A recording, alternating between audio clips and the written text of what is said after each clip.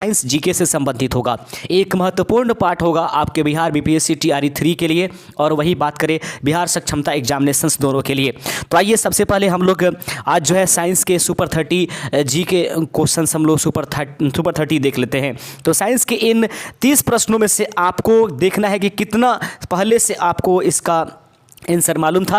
आप हमें ज़रूर कमेंट करके बताइए कि 30 प्रश्नों में से आप कितने जानते थे। जो भी व्यक्ति 25 प्लस इसका सही आंसर जानते होंगे, उम्मीद कीजिए कि उनका सिलेक्शन इस बार कोई रोकने वाला नहीं है। तो पहला प्रश्न है, आंसुओं में कौन सा पदार्थ घुला रहता है? सही आंसर है आंसुओं में सामान्य नमक घुला रहता है। ऑप्शन नंबर ए अगर आपने भी चुना है तो बिल्कुल सही है, उसमें NaCl होता है। आगे बढ़ते चलते हैं। दूसरा नंबर क्वेश्चन है, लोहे पर जंग लगती है तो लोहे पर जंग लगने का मुख्य कारण क्या है? तो फेरिक ऑक्साइड से, जलयोजित फेरस तथा फेरिक ऑक्साइड से, क्षारीय फेरस एवं फेरिक कार्बोनेट के माध्यम से, या फिर यूं कहें कि सभी के सभी। तो बिल्कुल सही आंसर है ऑप्शन नंबर डी, लोहे पर जंग लगने का कारण उपर्युक्त तीनों के तीनों बिंदुएं हो जाएंगी। आगे प्रश्न है तीसरा नंबर, इंसुलिन की खोज किसने किया था? तीसरे का सही आंसर है इंसुलिन का खोजकर्ता वेंटिंग है। आगे बढ़ते चलते हैं। चौथा नंबर प्रश्न आपके सामने है, वनस्पति तेलों को घी में परिवर्तित किया जाता है तो वनस्पति तेलों को घी में परिवर्तित करने के लिए निम्नलिखित में से क्या प्रयोग करेंगे? ऑप्शन नंबर बी, हाइड्रोजनीकरण का प्रयोग किया जाता है। यह प्रश्न बीपीएससी टीआरई 2.0 में पूछा गया था। आगे बढ़ते चलते हैं। पांचवा नंबर क्वेश्चन है, निम्नलिखित में से कौन सी एक मिश्र धातु है? निम्नलिखित में से वह कौन है जिनको एक मिश्र धातु के नाम से जाना जाएगा? पांचवे का सही answer option number B, steel जो है एक प्रकार का मिश्र धातु कहलाएगा। आगे बढ़ते चलते हैं। छठा नंबर प्रश्न आपके सामने है, निम्नलिखित में से कौन सी ईंधन गैस नहीं है? निम्नलिखित में से कौन सी जो है वो ईंधन गैस नहीं है? छठे का ऑप्शन नंबर सी, यानी कि हास्य गैस जो है किसी प्रकार का ईंधन नहीं है, वरना भाप अंगार गैस, प्रोड्यूसर गैस और मार्स गैस ये सभी के सभी ईंधन के रूप में काम करते हैं। अगला नंबर क्वेश्चन है, सातवां नंबर प्रश्न आपके स्क्रीन पर है, निम्नलिखित में से कौन सा तत्व प्रबल क्षारीय ऑक्साइड बनाता है तथा जब ऑक्सीजन में जलता है? एक बार फिर से प्रश्न को दोहराते हैं, निम्नलिखित में से कौन सा तत्व प्रबल क्षारीय ऑक्साइड बनाता है जब इसको हम लोग ऑक्सीजन में जलाते हैं? सही आंसर है सातवें का option number B, sodium. Option number B इसका सही आंसर हो जाएगा। 8वां नंबर क्वेश्चन आपके सामने है, फेदम निम्नलिखित में से किसके लिए प्रयोग करेंगे? तो फेदम जो है दोस्तों 8वें का ऑप्शन नंबर डी, यह एक प्रकार की माप है। आगे बढ़ते चलते हैं। अगला क्वेश्चन है 9वां नंबर प्रश्न, रीचर स्केल डैश किसके नापने में प्रयोग किया जाता है? रीचर स्केल का प्रयोग जो है किसको मापने के लिए किया जाता है? 9वें का अगर ऑप्शन नंबर ए आपने भी चुना है तो बिल्कुल आपका सही आंसर हो जाएगा। इन 30 क्वेश्चनों में से 25 प्लस आपके 100% सही होने चाहिए या पहले से पता होना चाहिए। डायनामाइट के आविष्कार निम्नलिखित में से कौन किए हैं? 10वें का सही answer option number C, Alfred Nobel के द्वारा डायनामाइट का आविष्कार किया गया था।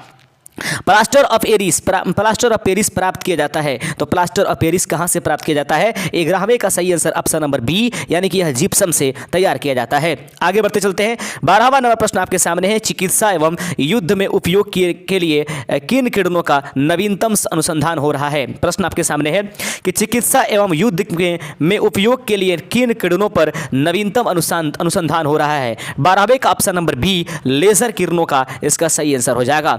आगे बढ़ते चलते 13 नंबर प्रश्न आपके सामने है, रडार में किस प्रकार की तरंगें होती हैं? तो रडार में निम्नलिखित में से कौन सी प्रकार की तरंग लगाई जाती है? तो रडार में जो है ऑप्शन नंबर बी, विद्युत चुंबकीय तरंगें पाई जाती हैं।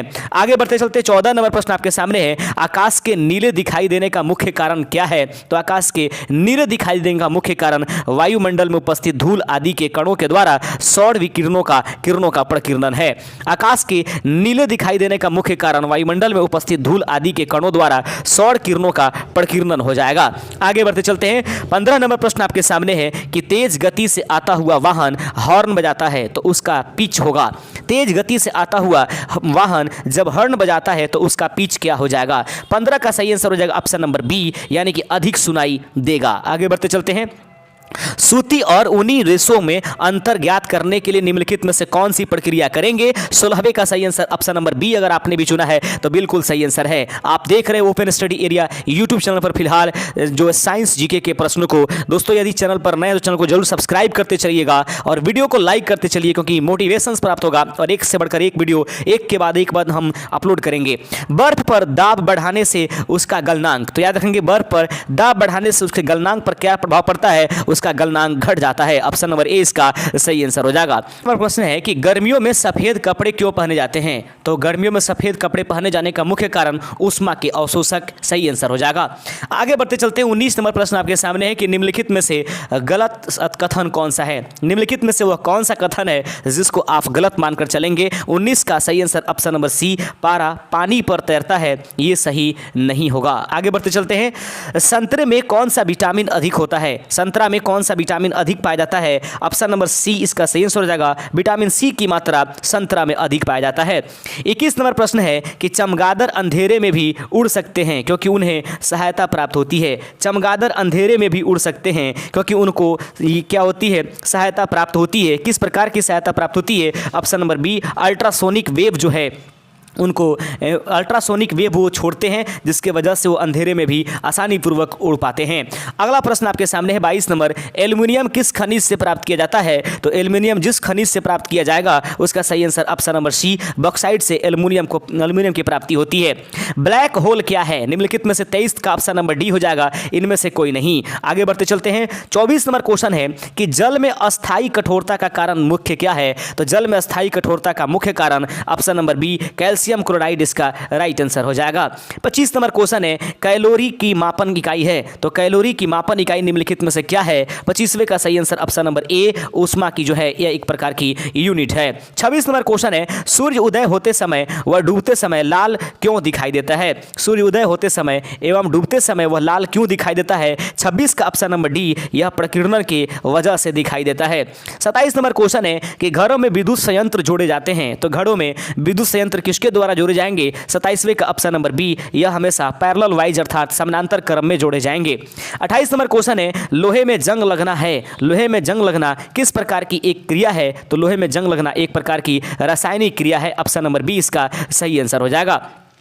29 नंबर क्वेश्चन है विद्युत बल्ब का फिलामेंट किसका बना होता है? तो विद्युत बल्ब का फिलामेंट बनने का मुख्य कारण ऑप्शन नंबर 29 का सही आंसर ऑप्शन नंबर टंगस्टन इसका राइट आंसर हो जाएगा। विद्युत बल्ब में का फिलामेंट किसका बना होता है? टंगस्टन का। 30वां नंबर और अंतिम नंबर क्वेश्चन है कि केतली में पानी का गर्म होना उदाहरण है। तो केतली में पानी के गर्म होने का मुख्य कारण जो है ऑप्शन नंबर बी, संवहन यानी कि कन्वेक्शन जो है इसका सही आंसर हो जाएगा।